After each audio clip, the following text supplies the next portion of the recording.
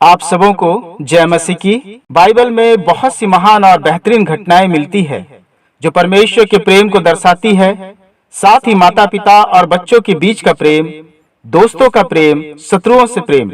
पर आज मैं बाइबल की कुछ बेहतरीन प्रेम कहानियां बताने जा रहा हूं जो आज के वैवाहिक रिश्ते तथा स्त्री पुरुष के प्रेम को काफी सीख प्रदान करती है। तो आइए बाइबल की इन प्रेम कहानियों से सीख लेकर अपने प्रेम के रिश्तों को और मजबूत करें। बाइबल का पहला प्रेम जो स्त्री और पुरुष के बीच का था, जो उत्पत्ति की पुस्तक उसका 1 अध्याय 18 पद से 25 पद में हमें मिलता है। जब परमेश्वर ने देखा कि आदम उदास और अकेला है और उसके लिए कोई साथी नहीं है, तो उसने आदम को गहरी नींद में डाल दिया और उसकी एक पसली निकालकर उसमें मांस भर दिया और स्त्री बना दिया और वह हवा कहलाई। परमेश्वर ने दोनों को एक रिश्ता दिया जो सब रिश्तों से बढ़कर हुआ, पति पत्नी का रिश्ता। परमेश्वर ने दोनों को बहुत सी आशीषें दी, परंतु जब शैतान ने देखा कि स्त्री अकेली है, आदम उसके पास नहीं है, तो उसने स्त्री को बहकाया कि जो फल परमेश्वर तुम्हें खाने को मना किया है, वह फल तुम अगर खाओगी तो मरोगी नहीं, परंतु भले बुरे का ज्ञान पाकर परमेश्वर के तुल्य हो जाओगी। और हवा ने वह फल खाया और अपने पति को भी दिया और दोनों पाप में गिर गए। परमेश्वर ने दोनों को सजा भी दिए, अदन की वाटिका से बाहर निकाले गए। बाद में दोनों के 2 पुत्र उत्पन्न हुए, कैन और हाबिल।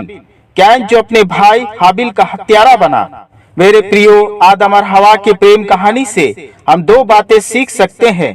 पहला, आदम और हवा के बीच सही तालमेल और साथ में नहीं होने के कारण वे पाप में गिरे। शैतान ने एक को अकेला पाकर बहका दिया। इसलिए पहला कुरिन्थियों उसका 7 अध्याय 5 पद में वचन कहता है, तुम एक दूसरे से अलग ना रहो, परंतु केवल कुछ समय तक आपस में सहमति से कि प्रार्थना के लिए अवकाश मिले और फिर एक साथ रहो। ऐसा ना हो कि तुम्हारे असंयम के कारण शैतान तुम्हें परखे।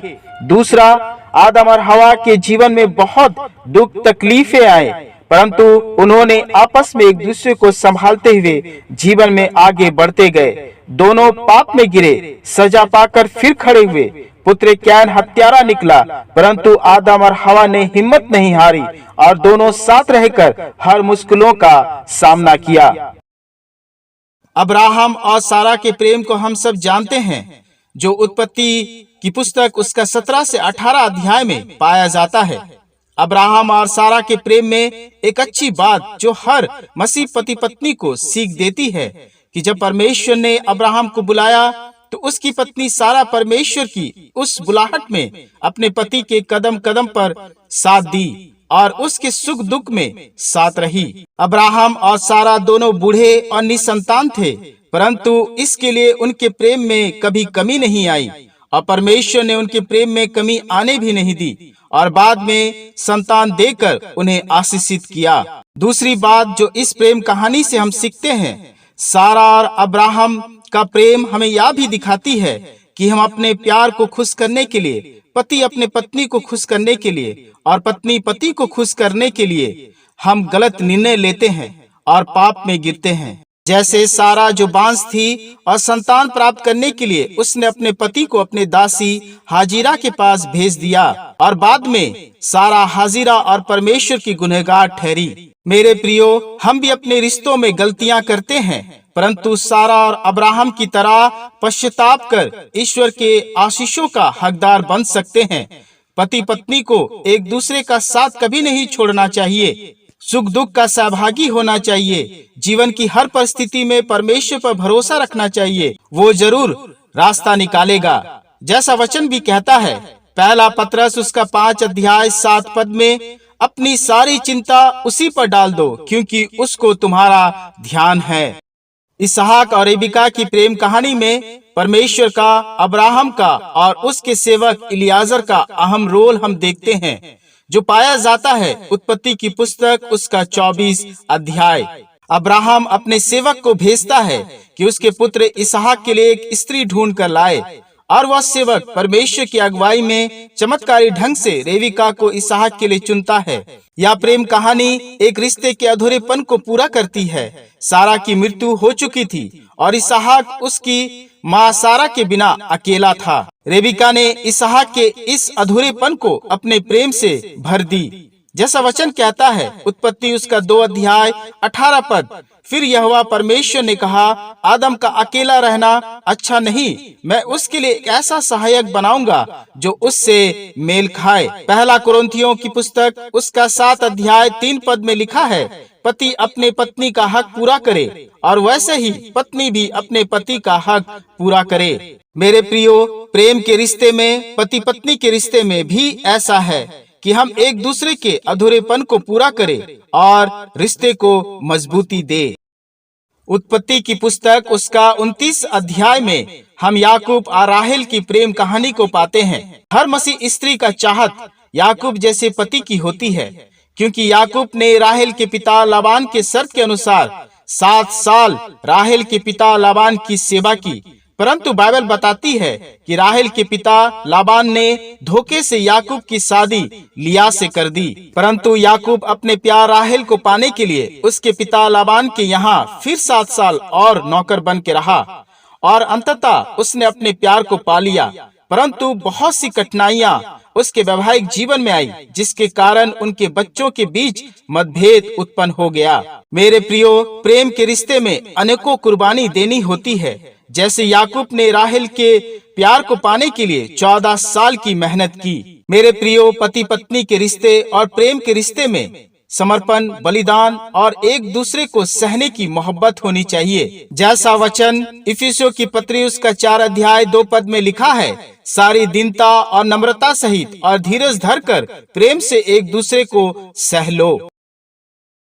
बाइबल की प्रेम कहानियों में यह सबसे बेहतरीन प्रेम कहानी है जो रूत की पुस्तक उसका 3 अध्याय में पाया जाता है। इस प्रेम कहानी में रूत की सास नोआमी का अहम रोल था। रूत एक विधवा स्त्री थी और अपनी सास नोआमी के साथ रहती थी। नोआमी ने जब देखा कि उसकी बहू रूत उसे छोड़कर नहीं जाना चाहती, तो उसने अपने आप को सास से माँ बना लिया और अपने विधवा बहू बेटी के लिए ऐसा पति ढूंढने लगी जो उसे प्यार से अपनाए, सुरक्षा दे, ख्याल रखे और उसका सहारा बने। और जब नोआमी बुआज में ये सारा गुण देखती है, तो अपने बहू रूत और बुआज की मुलाकात करवाती है और वे एक दूसरे के बन जाते हैं। मेरे प्रियो, मसीह विवाह में सच्चा प्रेम वही है जो अपने साथी को पूरी रीति से अपनाए, सहारा दे, सुरक्षा दे, ख्याल रखे। जैसा वचन में भी लिखा है, पहला पत्रस उसका 3 अध्याय 7 पद, हे पतियों, तुम भी बुद्धिमानी से पत्नियों के साथ जीवन निर्वाह करो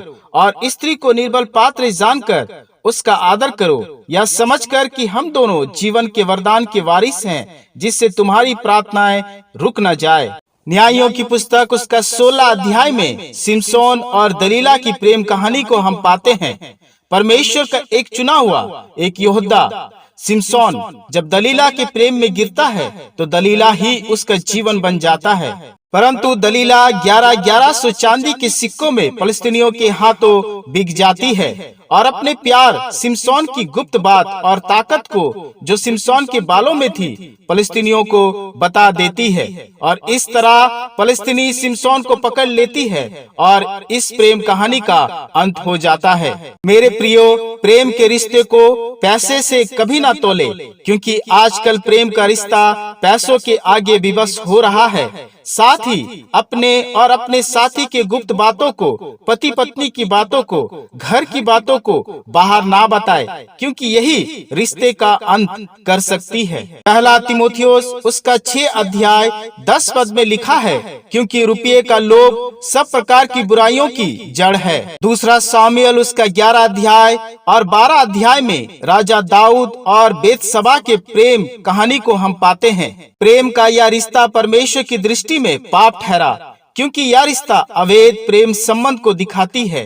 यह प्रेम कहानी धोखा, जबरदस्ती और हत्या का सार बना। राजा दाऊद जो एक शादीशुदा व्यक्ति था, बेतशबा जो सेनापति हित्ती उरिया की पत्नी थी, उसकी सुंदरता को देखकर जबरदस्ती उसे अपनी पत्नी बना लेता है और उसके पति हित्ती उरिया को युद्ध के मैदान में भेजकर मरवा देता है। मेरे प्रियो, यह रिश्ता और प्रेम परमेश्वर की दृष्टि में पाप ठहरा और परमेश्वर ने राजा दाऊद को इसकी सजा भी दी। इस अवैध प्रेम संबंध के कारण दाऊद पाप में गिरा और हत्यारा भी बन बैठा। मेरे प्रियो, पति पत्नी को इस तरह के अवैध संबंधों से बच के रहना चाहिए, क्योंकि यह पाप है और अपने साथी से विश्वासघात भी। साथ ही जबरदस्ती का प्रेम सच्चा प्रेम नहीं होता, जैसा वचन कहता है पहला थिस्सलुनीकियों की पुस्तक उसका 4 अध्याय 3 से 4 पद।